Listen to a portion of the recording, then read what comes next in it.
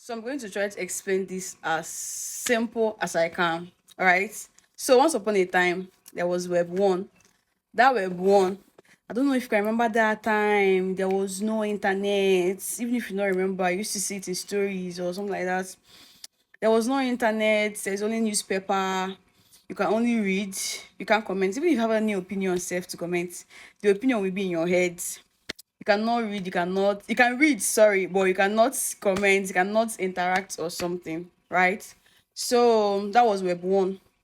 So around 2004, social media came, internet, Google and everything.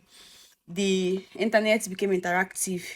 You cannot just read only again. You can read and write. You can read something and you can drop comments. You can read something and you can share your opinion. And from there, social media, centralization, so many things started expanding. Like this, our current internet now, even the banks.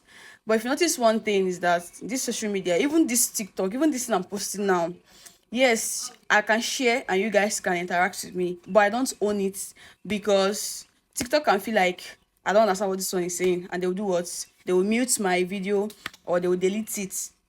Even if I'm supposed to get paid for it, they're going to determine how much I'm going to get paid or something like that. Do you understand? And also, same with banks, they are middlemen. If I want to go and put my money or send my money somewhere, I'll have to give it to this bank to give it to that bank, and they'll be collecting their charges. So many things. Even that my money itself is not my money because the bank will feel like, why are you putting this amount of money in this bank? How did you make it? Okay, it's not more your own. They will start questioning me, something that I work hard for. So the whole centralization, no privacy, no transparency, so many things are going on, and they cannot even explain how this is going on. You know, data, my data is not even my data, even though it's my own. I'm the one making this content. I'm the one that came up with this idea, but at the end of the day, it is not what it is not my own because the platform where I'll post it is not my own. The people that owns it will determine if I can make anything from it, if they'll allow it to be there or not. Same with my finances. Do you understand? And that one is Web 2. So along the line, Web 3 did what? Web 3 came out. So now this Web 3, the idea is to cancel Web 2. It's still like it's still like in the baby phase. Do you understand? Because now we are still using Web 2 apps to even interact and talk about it to people. So the idea of Web 3 is to cancel the middleman thing, centralization.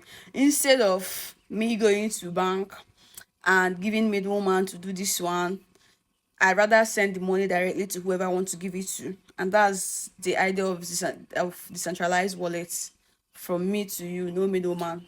Do you understand? And also, blockchain.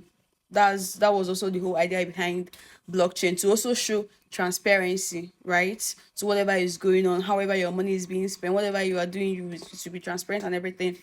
And then that also boils down to data ownership, the decentralization. Instead of you posting on an app and you won't your idea won't even belong to you and everything, be able to own your data and your idea and everything. That was also the whole idea behind NFT. Now in Web 3, the idea is not just to read and write. You read, write and own. Whatever you create, you own. Whatever amount you want to put there, you put. Whatever you want, however you want to do it, you can be able to do it.